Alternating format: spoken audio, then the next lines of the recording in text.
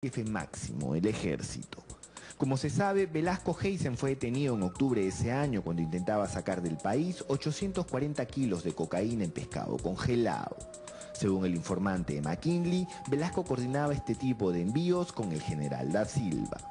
En el informe, el embajador también sostiene que posteriormente Velasco Heisen afirmó que la reunión con Da Silva y con el general Edwin Donaire, entonces comandante del ejército, se debió para promover el consumo de pota en esa institución castrense.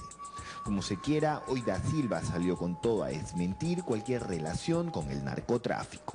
Para este caso, yo recibí la llamada del comandante general del ejército, de ese entonces el general Donaire.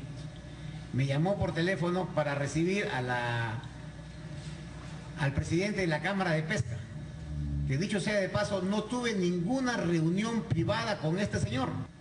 Concurrimos directamente a las instalaciones de la Cámara Nacional de Pesca en Piura, con todos los generales, los comandantes de unidad y el personal de tropa, para que ellos presenten por escrito una opinión si es que era factible comprar la pota en el ejército, porque en ese entonces la pota no estaba considerada, no tenía ningún conocimiento que este señor Velasco estaba implicado en el narcotráfico. ¿Usted conoce al señor Rolando Velasco? Ni sé, ni idea, no lo conozco. Yo tengo que defender mi honor y mi reputación y por eso yo invoco y demando a la señora embajadora que se aclare este tema. Lo dicho por McKinley en El Cable obligó a más de uno en el gobierno a pronunciarse al respecto. Mientras que el ministro de Defensa Jaime Thorne defendió a Da Silva, pero a su vez anunció una investigación, el canciller Joselo García Belaúnde calificó lo de Wikileaks de chismorreo. El general Da Silva ha conversado conmigo y me ha dicho que lo afirmado ahí no es exacto, que hay una exageración en el tema y estaba procediendo él a hacer unas declaraciones personales, incluso me llamó para pedirme autorización para salir a prensa y tener una entrevista, cosa que fue concedida. Wikileaks es un gran chismorreo. Yo la verdad que pienso que si habría alguna fundamentación en lo que se dice y si habría una seria acusación, el embajador debió plantearla, su preocupación al gobierno peruano y no lo planteó. Durante todo el ejercicio que tuve, prácticamente 20 meses de ministro de Defensa, no tuve conocimiento alguno, ni por inteligencia, ni por otros canales, que hubiera habido alguna inconducta de las personas que se está señalando. Posteriormente tampoco. Ahora, es más que claro que uno no puede meter las manos al fuego por nadie, y esto tendrá que investigarse, pero yo no recibí ninguna información. Pero los cables de Wikileaks no solo hacen mención a las posibles relaciones de las Fuerzas Armadas con el narcotráfico. 5 de los cables de la embajada gringa en Lima giran en torno a la problemática del Sendero Luminoso y a los pedidos de nuestras Fuerzas Armadas al gobierno norteamericano para que proporcione ayuda tanto logística como económica en esta lucha constante.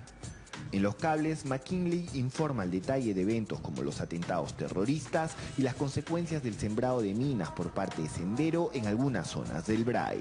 En otros cables, como el remitido al jefe del Comando Sur norteamericano, general Douglas M. Fraser, quien visitó el país en diciembre del año pasado, el embajador le solicita respaldar todos los requerimientos que le podrían hacer los oficiales de alto rango peruano en lo referente a la lucha contra el terrorismo. Ellos siempre han estado ayudando a través de la DEA en la zona del Guayana, esto es más que conocido. Y en la zona del BRAE, cuando nosotros les hemos solicitado alguna información que ellos pudieran tener para ayudar en las tareas de interdicción que se estaban haciendo por parte de las Fuerzas Armadas, ellos siempre colaboraron con la información que les habíamos pedido, lógicamente cuando la tenían, ¿no? El daño que se hace con esta filtración es inmenso y estamos al tanto de lo que sucederá en los próximos días. Pero lo importante, y no soy el único embajador de los Estados Unidos que está diciendo esto a nivel internacional, es que esto no va a afectar las relaciones importantes y estratégicas y de amistad que tenemos con los gobiernos donde tenemos representaciones. Esto fue lo que dijo el embajador McKinley a finales de noviembre, cuando el escándalo de Wikileaks reventó a nivel mundial. Ahora afincado en Colombia como embajador norteamericano en ese país, es testigo de cómo sus dichos en el Perú generan reacciones. El efecto Wikileaks en tan solo 7 cables de 2.512 que supuestamente se enviaron desde nuestro país hacia la tierra del tío Sam. Hay todavía 1.497, no, de 1.512, perdón, se han conocido 7, de aquí 1.505 cables todavía por conocer. Pero estos son los que ha seleccionado el país como importantes para dar a conocer a su público y que ha generado tanta polémica. Hay que decir dos cosas. El general Paul da Silva fue invitado para una entrevista y él se excusó señalando que por escrito se ratificaba en lo que había dicho en su conferencia de prensa y no iba a hablar más. Pero acciones legales contra el embajador de los Estados Unidos no puede realizar, dado que lo único que estaba haciendo era cumplir con su trabajo, presentar los informes que tenía que presentar al Departamento de Estado, dando sus opiniones sobre lo que él estaba recogiendo, ¿no es cierto?, y lo que le traían sus informantes. No hay difamación alguna porque ese cable no fue hecho para hacerse público. Por lo tanto, acción legal no se puede realizar. Y tampoco se puede denunciar a nadie por difundir esa información, por lo menos no en el Perú. Y parece que tampoco en ninguna otra parte del mundo, porque hasta ahora no se ha realizado ese tipo de acciones. Así que el general Paul da Silva no tiene a quién denunciar. Pero otra cosa que nos llamó la atención y que Carlos Hidalgo no ha recogido en la nota es que durante esa conferencia el general da Silva dijo que iban a encontrar al informante, como si ese fuera el tema más importante. El informante está protegido porque su nombre no fue revelado por el país que tuvo acceso a esos cables. De otro lado, también se reveló la participación de Álvaro Uribe, expresidente de Colombia, en el escándalo de Wikileaks. El expresidente Uribe está en el Perú de visita, ha venido justamente a acompañar a la embajadora de Colombia en la condecoración que muy merecidamente le ha dado hoy el Estado peruano, dado que ella abandona ya su misión en los próximos días. Pero aprovechó para contestar sobre esta materia y vamos a escuchar lo que dijo el expresidente de Colombia, Álvaro Uribe. Porque anuncié hoy en el Twitter que al salir de aquí de esta reunión aquí en la Corte Suprema del Perú, daría una declaración sobre esos últimos Wikileaks.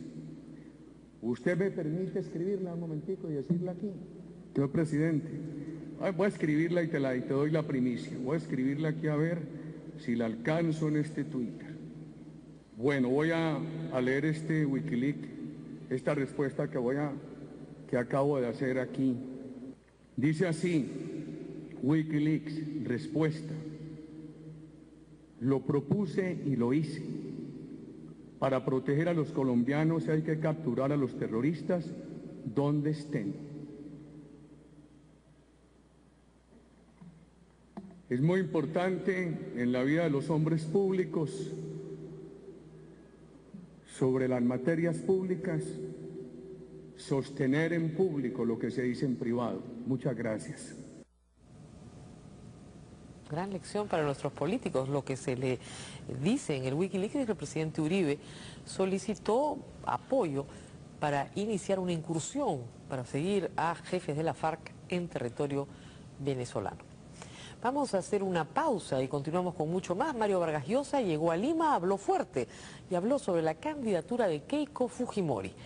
Pero también vamos a estar con Mercedes Cabanillas, acusada por los deudos, los familiares de los policías caídos en Bagua, de homicidio culposo y abandono de personas en peligro.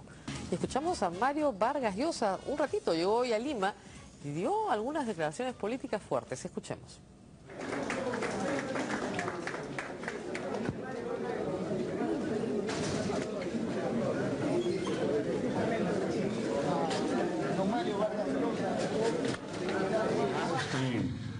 profundamente agradecido a todas las personas que han celebrado conmigo este premio, en el que, como yo dije desde el primer momento, hay un reconocimiento no solo a la obra de un escritor, sino también a la lengua en la que escribe y desde luego al país del que procede.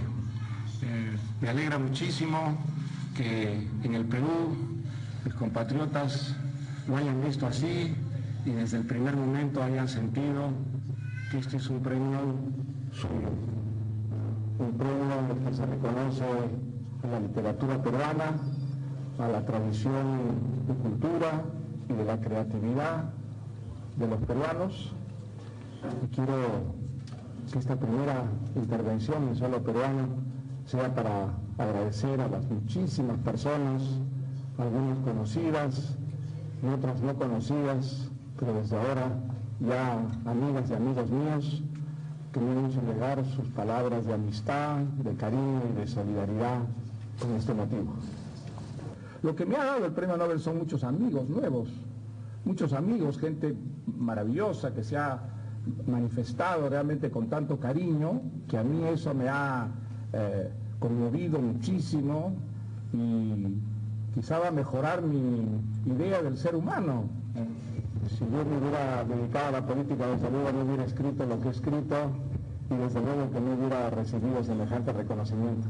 En esta primera parte de la campaña electoral no voy a intervenir, yo vengo de afuera, tengo unas ganas enormes de volcarme en mi trabajo literario, que lo tengo interrumpido desde el 7 de octubre, y solo intervendré en la segunda parte de la elección siempre que hubiera el peligro de un retroceso. Si la democracia peruana se viera amenazada por el retorno de representantes de la dictadura que tantos estragos causó en nuestro país, desde luego, intervendría de una manera muy enérgica, defendiendo las ideas que siempre he defendido. Si la hija del dictador que está condenada a la cárcel por criminal y por ladrón tiene la posibilidad de ser presidenta del Perú, voy a ser uno de los peruanos que va a salir a tratar de impedirlo por todos los medios legales posibles. Creo que eso sería una verdadera catástrofe para nuestro país.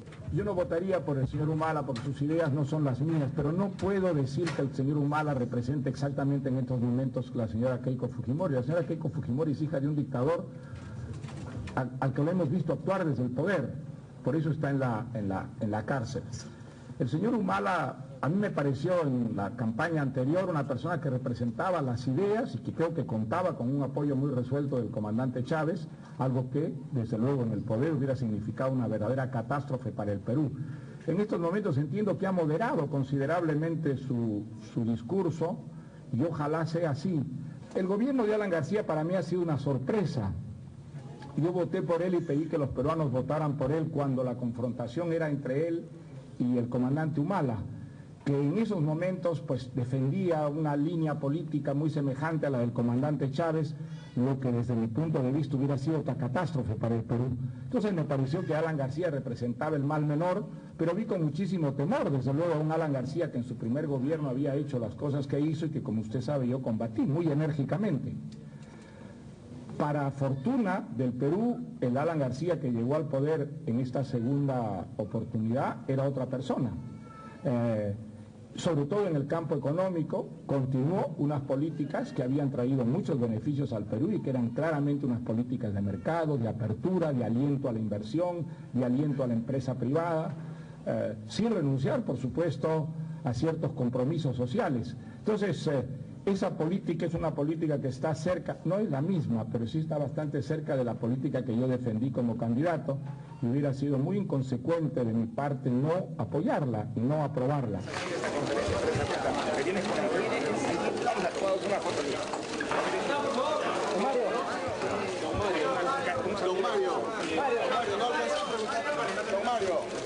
Don Mario, ¿cuál sería un mejor homenaje para usted? Pues este ya es un gran homenaje. Muy bien, declaraciones fuertes de Mario Vargas Llosa, que promete ser un animador de la próxima campaña electoral, por lo menos a nivel de sus opiniones. Y estamos ya con la congresista Mercedes Cabanillas y vamos a hablar de una acusación que se ha formulado el día de hoy, por lo menos a través de la prensa, aun cuando no estamos muy seguros, por lo que ella me está enseñando, de que se ha hecho efectivamente una denuncia contra ella en la Fiscalía. Estamos con Mercedes Cabanillas y estábamos revisando la acusación que han planteado los familiares de policías caídos en Bagua, y efectivamente sí está incluida en el tema de homicidio culposo y abandono de personas en peligro, conjuntamente